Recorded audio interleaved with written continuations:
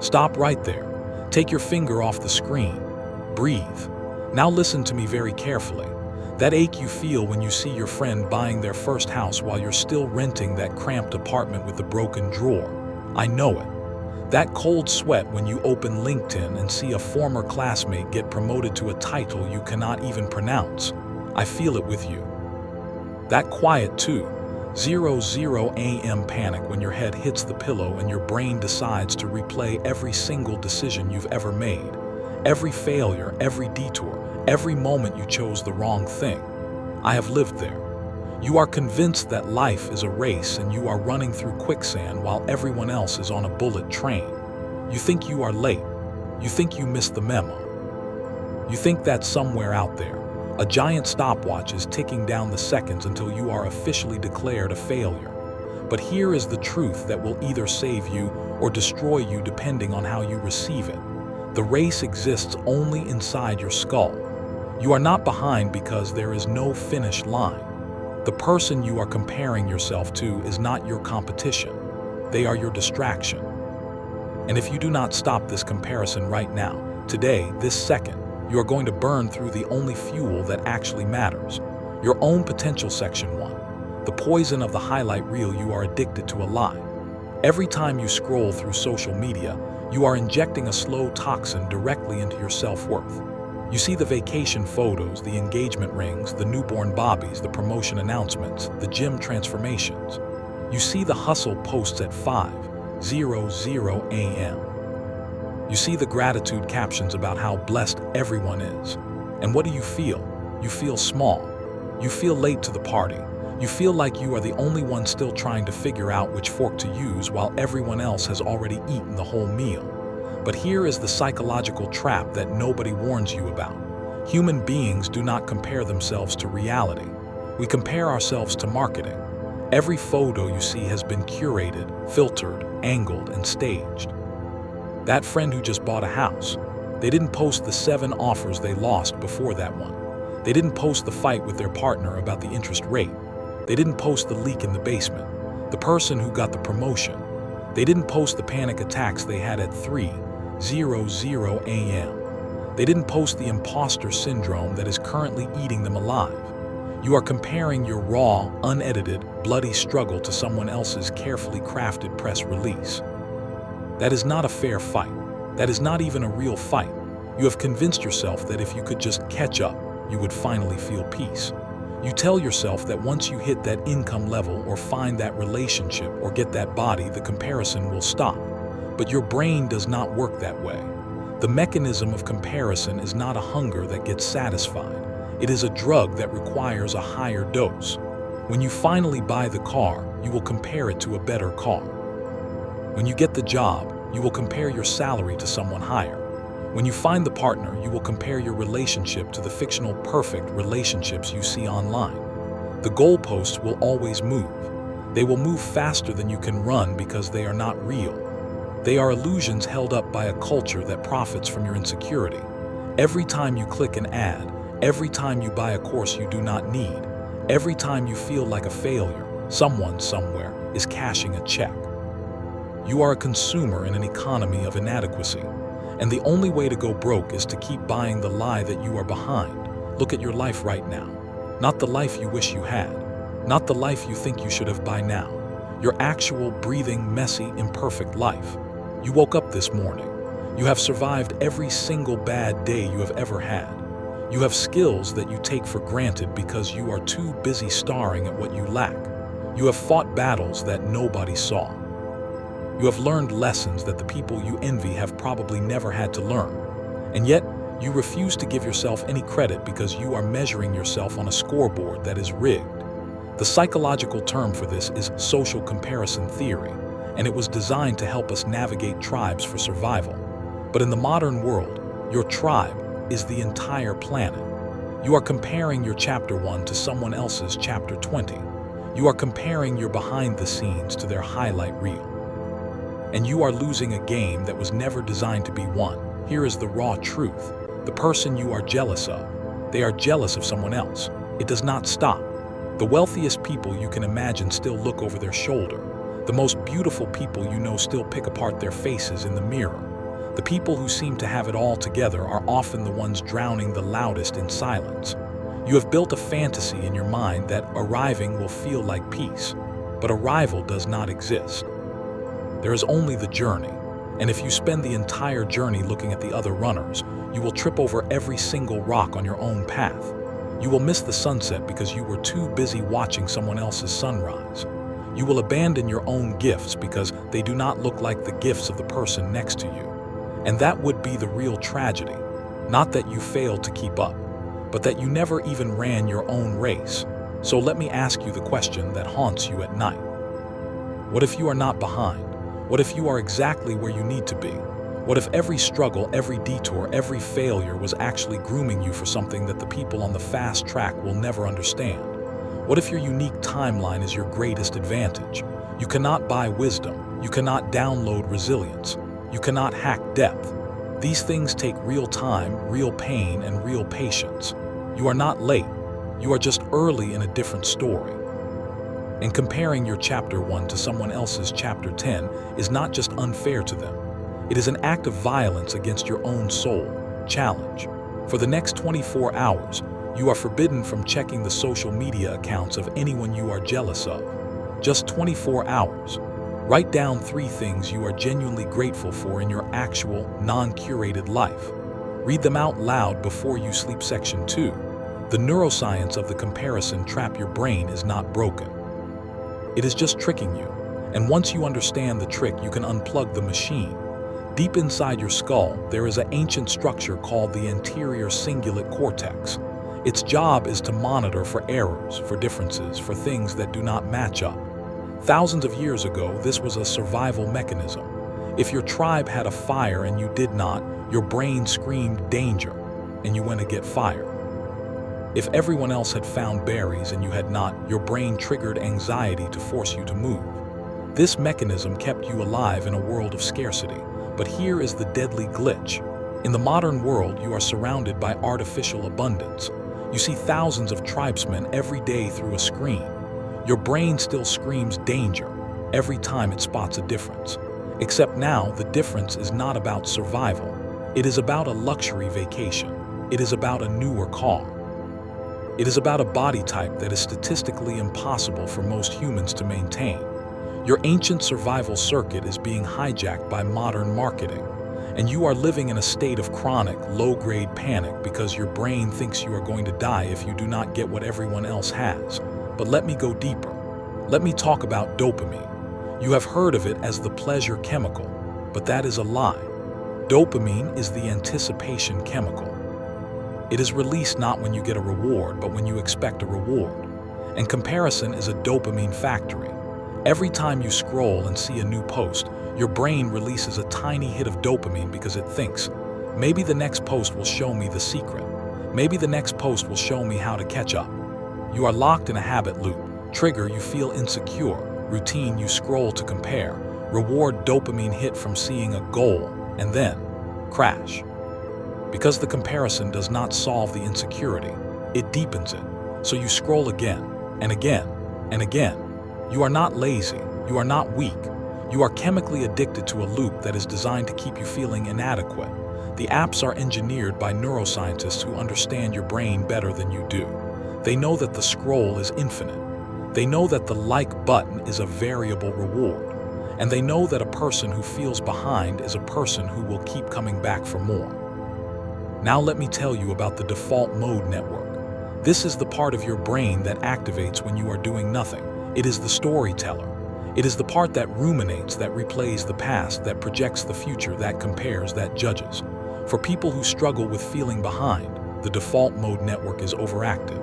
It is like a radio station playing the same toxic song on repeat. You are not enough. Look what they have. You are late. Here is the science of hope, though. You can quiet the default mode network. You can interrupt the loop. The fastest way to do it is through focused attention on a single task. When you engage deeply in something difficult, writing, building, exercising, even cleaning with full presence, the default mode network shuts down. The comparisons stop. The rumination stops. There is only the task. That is why flow states feel so good. That is why people who are obsessed with their craft rarely feel behind. They do not have time to compare. They are too busy moving. You also need to understand the concept of the negativity bias. Your brain is wired to notice threats more than opportunities. A single criticism will stick with you longer than 10 compliments. A single post that makes you feel insecure will outweigh 50 posts that do not affect you. This is not a personality flaw. This is evolution. Your ancestors who noticed the tiger in the bushes survived. The ones who noticed the beautiful flowers got eaten. So today, your brain is scanning the environment for tigers. And in the social media jungle, the tigers are the people who have more than you. Your brain flags them as threats. It releases cortisol. It raises your heart rate. It tells you to fight or flee, but you cannot fight a photo, and you cannot flee from a feeling. So the cortisol just sits in your system, poisoning your sleep, your digestion, your mood, your relationships. You are walking around in a body that thinks it is being hunted. And the hunter is a ghost. The good news is that you can rewire this. Neuroplasticity is real. Every time you resist the urge to compare, you are weakening the neural pathway of envy and strengthening the pathway of acceptance. Every time you see a success story and choose to feel inspired instead of threatened, you are literally changing the structure of your brain.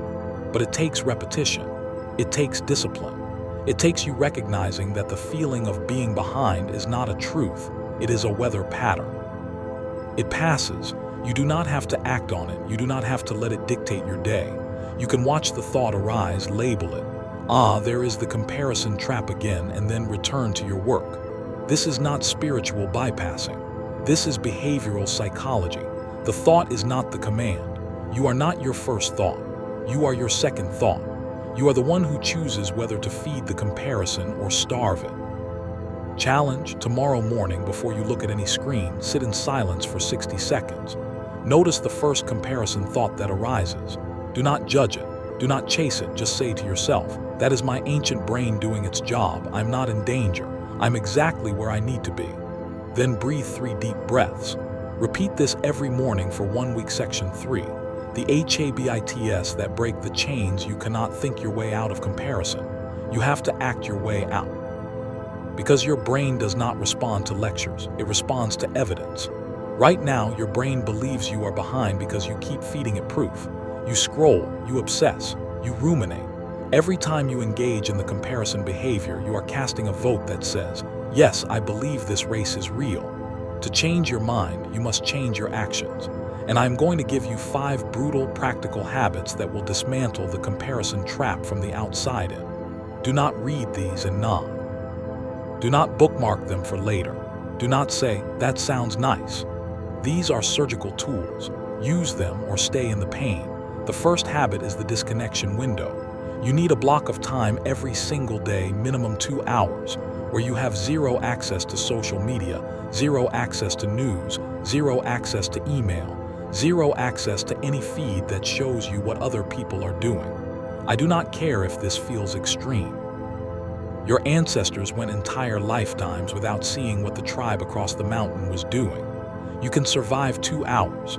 During this window, you will work on something that moves your own needle, not someone else's. Yours. You will write that chapter. You will make that phone call. You will practice that skill. You will clean that room. The rule is simple. If it does not exist in your physical, immediate reality, it does not exist for 2 hours. Do this consistently, and you will notice something incredible. The hunger to compare will fade, not because you gained willpower, but because you starved the habit loop.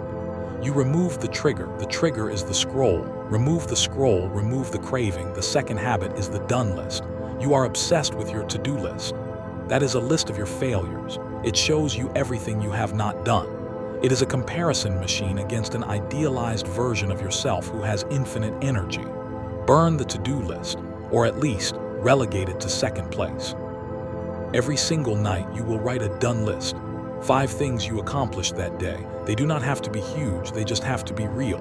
I got out of bed when I wanted to hide. I made a healthy meal. I sent that difficult email. I walked for 10 minutes. I did not compare myself for 2 hours. See how that last one feels. When you train your brain to look for evidence of progress instead of evidence of deficit, the chemical balance in your body shifts. Cortisol drops. Serotonin rises. You begin to feel like a person who is moving forward, not a person who is permanently stuck. The done list is your daily antidote to the highlight reel. It is your private trophy case, and it is immune to comparison because it is yours. The third habit is the boundary script. You will encounter people in real life who trigger your comparison reflex. The coworker who got the raise, the sibling who bought the house, the friend who seems to have the perfect marriage. When you feel that familiar ache in your chest, you need a script. Not to say to them, to say to yourself. The script is this: their success does not mean my failure. Their timeline does not invalidate my timeline. I can be happy for them and focused on me at the same time. Say it until you believe it. Because the lie you are telling yourself is that life is a zero-sum game, that if they win, you lose. That is scarcity mindset. And scarcity mindset is a survival program from a time when there was literally not enough food to go around. Today, there is enough. There is enough success. There is enough love. There is enough opportunity. The person who got the promotion did not steal it from you. The person who found love did not take your soulmate. The universe does not have a quota. The only thing that is scarce is your attention. Do not waste your attention on resentment. Use it to build. The fourth habit is the presence anchor. Comparison is a time-travel disease. You are either regretting the past, I should have started earlier, or fearing the future. I will never catch up. You are never in the present. The present moment is the only place where comparison does not exist because the present moment does not have a scoreboard. To anchor yourself in the present, you need a physical trigger. Choose one. Every time you feel the comparison urge, you will do one of three things. A, take 3 deep breaths and feel the air enter your lungs. B, look at your hands and name 5 things you see in the room. Or C, stand up and stretch your arms above your head. That physical action interrupts the rumination loop. It brings your nervous system out of fight or flight and into rest and digest. You cannot compare when you are fully present because comparison requires a mental projection. Presence requires zero projection. It just requires you to be here. And here is always enough. The fifth habit is the environment overhaul. You cannot heal in the same environment that made you sick. Look around your physical space. Are there magazines or posters that make you feel inadequate? Remove them. Are there social media accounts you follow that consistently trigger envy? Unfollow them. I do not care if they are your friends. I do not care if you will hurt their feelings. Your mental health is not a democracy. You do not need permission to protect your peace. And here is the harder one. Look at the people you spend time with in real life. Are there friends who constantly compare, who make passive-aggressive comments about your progress, who measure your worth against their own? You may need to create distance. Not out of anger, out of self-respect. You become the average of the 5 people you spend the most time with. If those 5 people are obsessed with the race, you will be obsessed with the race. Find people who are obsessed with the work. Find people who celebrate your small wins. Find people who are too busy building to look over their shoulder. Your environment is not neutral. It is either a greenhouse or a hurricane. Choose wisely. Action step. Pick one of these 5 habits. Just one. Implement it tomorrow. Do not try to do all 5. That is another form of comparison against a perfect ideal. Start small. Start dirty. Start real. But start section 4. The shift from external validation to internal certainty. You have been outsourcing your self-worth to strangers. Think about that. You wake up and you check how many likes you got on a photo. You go to work and you scan the room to see who acknowledges you. You go home and you measure your value by whether someone texted you back. You have given the keys to your happiness to the very people who have no stake in your well-being. This is not vulnerability. This is slavery. And the only way out is to build something that external validation cannot touch.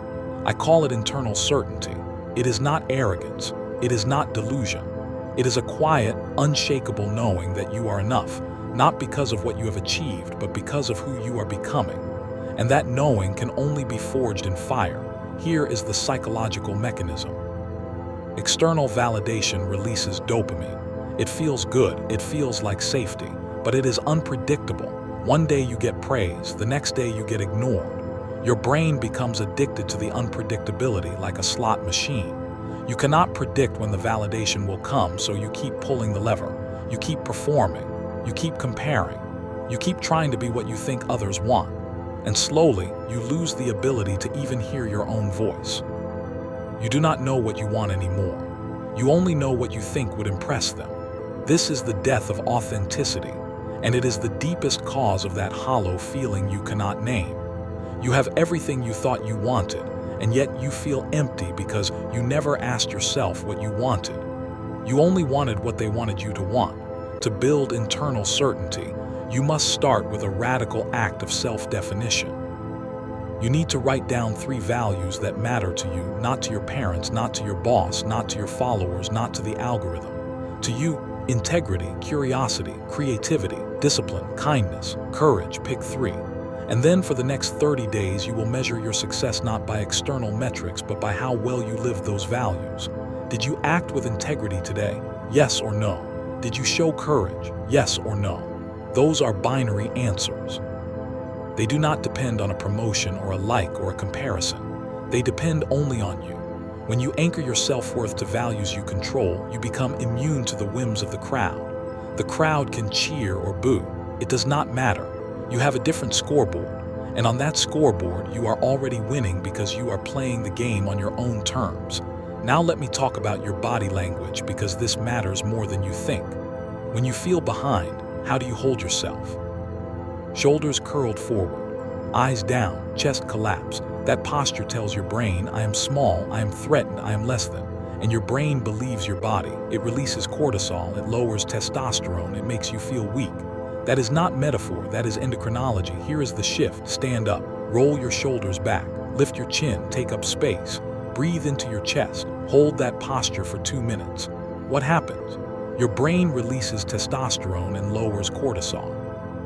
You feel more confident, not because you changed your circumstances, but because you changed your physiology. The power pose is not a gimmick. It is a hack for the nervous system. When you stop comparing, you are not just changing your thoughts. You are changing the chemical soup in your veins. And you can do that right now in this chair, in this room, with exactly what you have. But here is where it gets real. Internal certainty is not a feeling. It is a choice you make in the moments when you feel the least certain. You will have days when you wake up and the comparison is screaming. On those days, you do not try to feel better. You act better. You show up for your habits even when the feeling is not there. You do the work even when you feel like a fraud. That is what separates the people who escape the comparison trap from the people who die in it. The people who escape do not wait until they feel ready. They build readiness through action. They understand that feelings follow actions, not the other way around. So when you feel behind, you do not scroll. You do not spiral. You do one thing, one push-up, one paragraph, one call, one breath, and then another.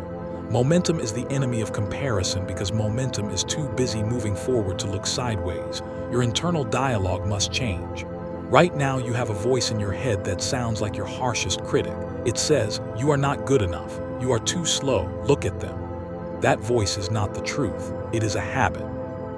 A neural pathway that has been strengthened by years of repetition. You can build a new pathway. Every time that voice speaks, you will answer it, not with aggression, with simple facts. I'm exactly where I need to be given my unique path. I have overcome things they know nothing about. I am building something real, not just performing something pretty.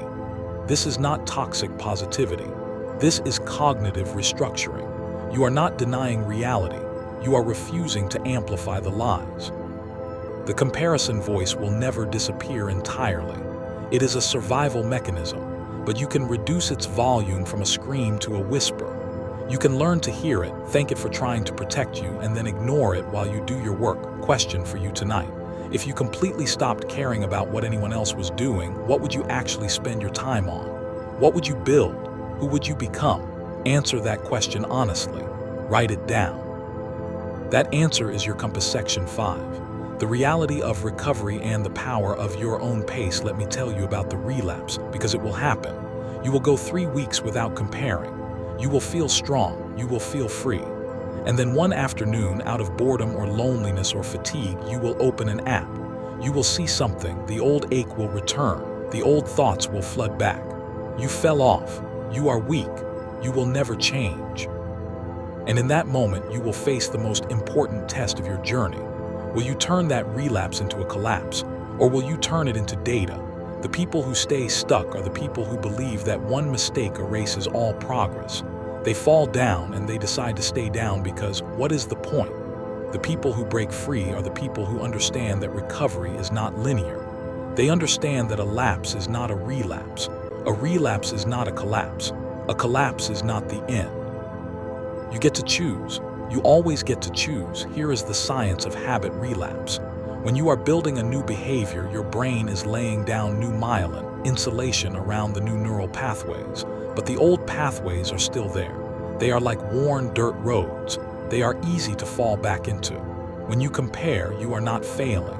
You are taking the old road out of familiarity. The solution is not to beat yourself up. The solution is to notice that you took the old road, turn around, and get back on the new road. Guilt and shame are not motivators. They are sedatives. They keep you stuck in the loop. Forgiveness is the actual engine of change. When you forgive yourself for comparing, you release the cortisol. You lower the threat response. You become calm enough to choose differently next time. So when you relapse, you will say, "Interesting, that triggered me. Let me examine why." Not "I am a failure," just curiosity. Just science. Just another step in the rewiring. Your pace is your power.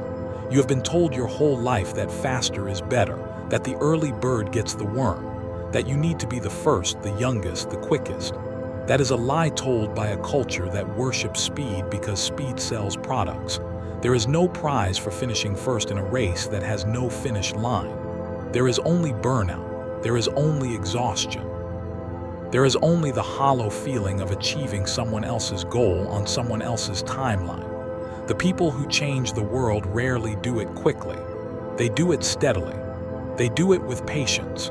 They do it at a pace that allows them to absorb the lessons, to heal from the wounds, to build the relationships, to develop the depth. A forest does not grow in a year. A cathedral takes centuries. A human being who is truly alive is not an express train. They are a deep river, and deep rivers look slow on the surface because they are carrying so much underneath. Consider the real-life scenarios that trigger you. The job rejection. You applied for a role and they gave it to someone else. The comparison brain says, "You are behind. You are not good enough." But what if that rejection was redirection? What if the job you lost would have trapped you in a life you did not want? What if the only reason you did not get it is because something better is being built that you cannot yet see? I am not asking you to be naive. I am asking you to be strategic. The people who succeed over decades are not the ones who never got rejected. They are the ones who used rejection as feedback. They asked, "What can I learn?" instead of "Why am I behind?" The conflict with a partner. You fight because you want different timelines. You want to move faster. They want to move slower. That is not a sign that you are failing. That is a sign that you are two different human beings trying to negotiate a shared life. The comparison trap tells you that other couples do not fight like this. That is a lie. Every couple fights. The only couples who do not fight are the ones who have given up. Your conflict is not a sign you are behind. It is a sign you are still in the arena. You need to change your relationship with pressure. The world will tell you that you are late.